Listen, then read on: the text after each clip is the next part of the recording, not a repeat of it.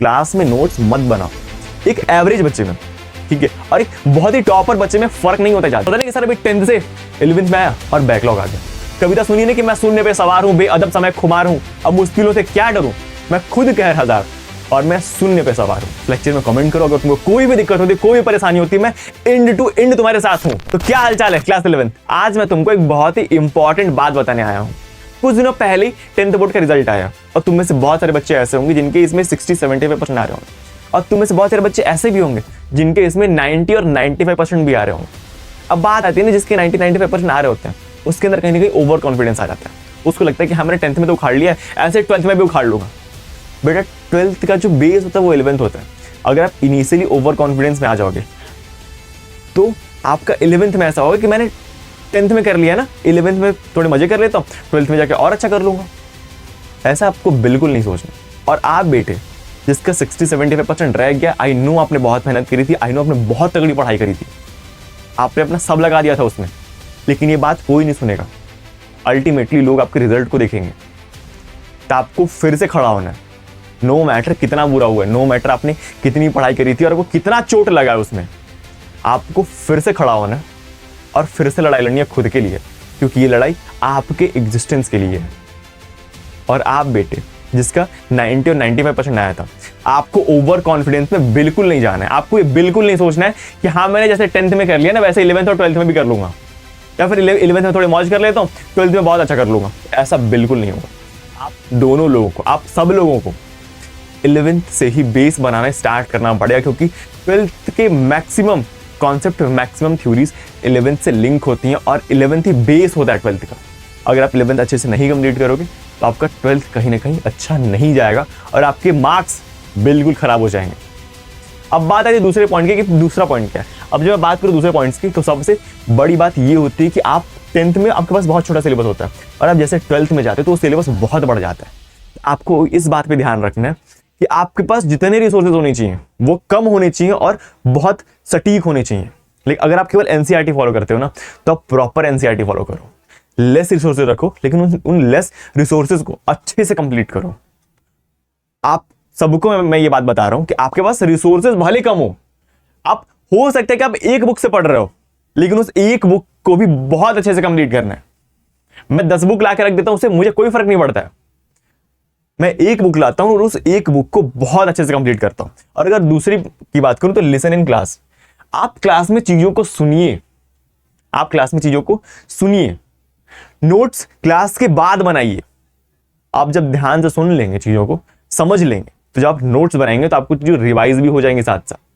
और मैं तीसरी सबसे इंपॉर्टेंट बात बताऊं तो नोट्स मत बनाओ, क्लास में नोट्स मत बनाओ, क्लास में केवल अच्छे से सुनो। नोट्स क्लास के बाद बनाओ, जो कि आपके लिए रिवीजन का भी काम करेगा।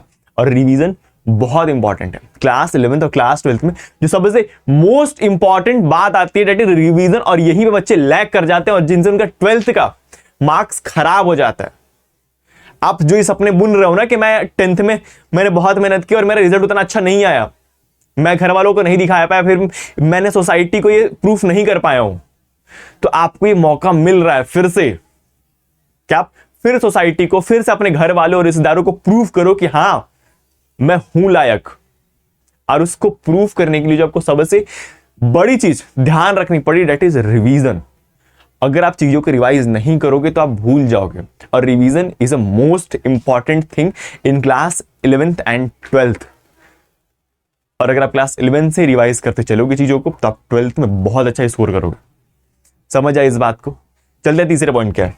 अगर मैं बात करूं इसके बाद, तो आपको अपने मन को मारना पड़ेगा। यहां पे सबसे बड़ा पॉइंट यही लिखा हुआ है, मन से जीतना पड़ेगा।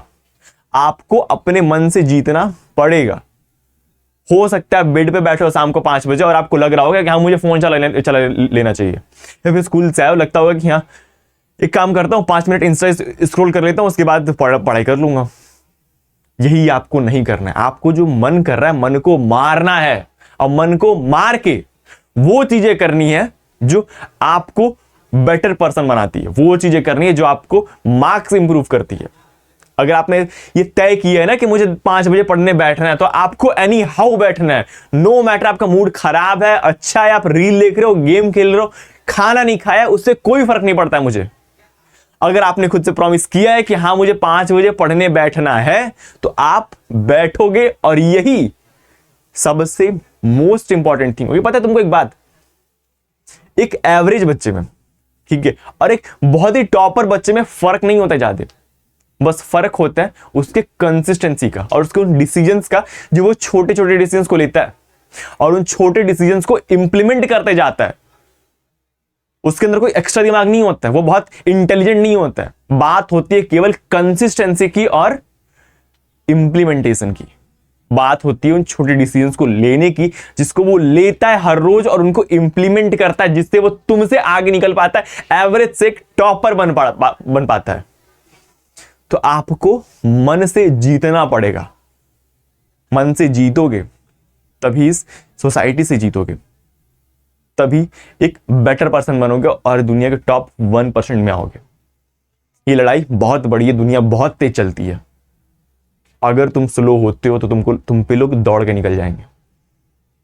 किसी को परवाह नहीं है कि तुम क्या कर रहे हो, कोई बचाने नहीं आएगा सिवाय तुम्हारे माँ बाप के। तो इस बात को ध्यान रखना है कि आपको अपने मन से जीतना है, ताकि आप इस सोसाइटी में जीत सको।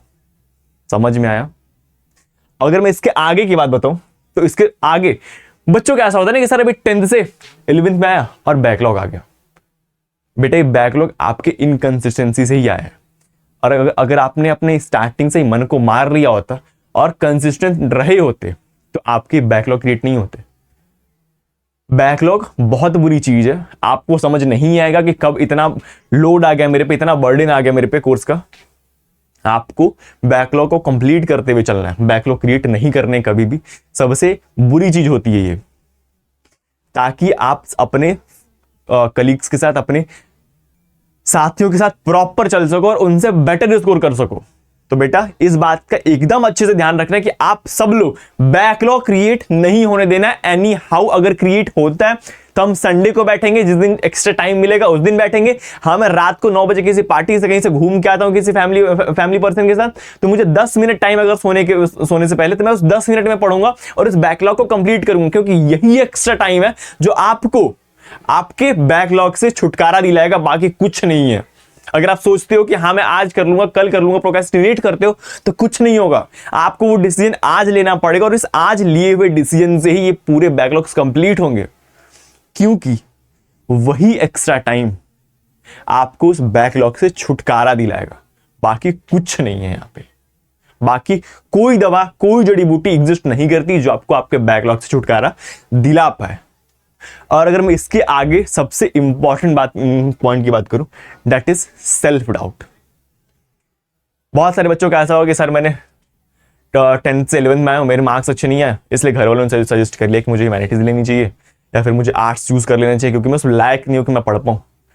Self doubt. एक कविता सुनी है, पता है तुम्हारे पास खोने के लिए कुछ नहीं है भाई।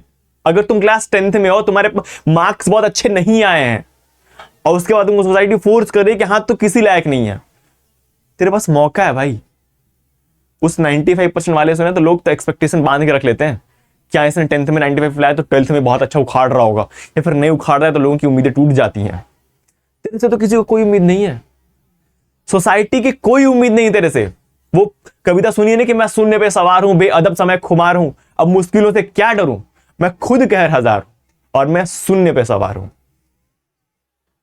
मैं 0 हूं, मेरी सोसाइटी से कोई एक्सपेक्टेशंस नहीं है, लोग मुझसे कोई एक्सपेक्ट नहीं कर सकते हैं, कुछ एक्सपेक्ट कर ही नहीं रहे हैं। किस बात का सेल्फ डाउट है तुझे? क्या देखना चाहता है तू खुद से? तू 0 है अभी, और इस 0 से हीरो बनने का सफर भी तुझे ही तय करना पड़ेगा। इतना कमजोर नहीं है तू वही बच्चा है तो जो 9th में 8th में स्कूल में टॉप किया करता था, तू वही बच्चा है जिसके गुणगान गाए जाते थे, तू वही बच्चा है जो टेस्ट में भी बहुत अच्छा परफॉर्म किया करता था, तू वही बच्चा है बेटा जिसने 9th में 8th में 7th में 6th में 5th में 4th में बहुत अच्छे स्कोर ला रखे हैं। खुद को देख, झांक अपने अंदर और देख तूने कितनी लड़ाइयां अकेले लड़ रखी हैं। तू देख इन सारी लड़ाइयों को लड़ते वक्त तूने बस खुद को अपने साथ पाया है, तेरे साथ कोई नहीं था और तू खुद पे शक कर रहा है। सेल्फ डाउट में एकदम नहीं जाना, तुम लोग बहुत आगे जाने वाले।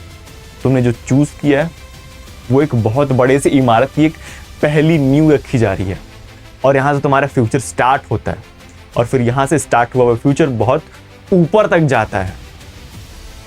सेल्फ डाउट बिल्कुल नहीं करना है। आप लोग बहुत इंटेलिजेंट हो, आप लोग बहुत समझदार हो। क्लियर है यहां तक?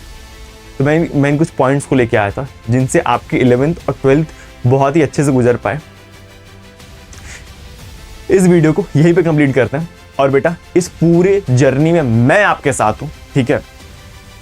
कोई भी प्रॉब्लम हो, कुछ भी हो, वीडियोस, लेक्चर हो, ठीक है, नोट्स हो, डीपीपी हो, मैं सब फ्री में प्रोवाइड कराऊंगा तुमको, एवरीथिंग एंड टू एंड। अगर तुमको कोई भी डाउट आता है, एवरीथिंग जो भी तुमको चाहिए होगा, just comment down in this lecture. इस लेक्चर में कमेंट करो। अगर तुमको कोई भी दिक्कत होती है, कोई भी परेशानी होती है, मैं एंड टू एंड तुम्हारे साथ हूं। वो फ्री लेक्चर्स हो, डीपीपी हो, नोट्स हो, पीवाईक्यू सीरीज हो, कुछ भी हो, मैं लेके आ रहा हूं तुम्हारे लिए एवरीथिंग। तो मिलते हैं अगले वीडियो में, तब तक के लिए ध्यान रखो, पढ़ाई करते रहो। All the very best.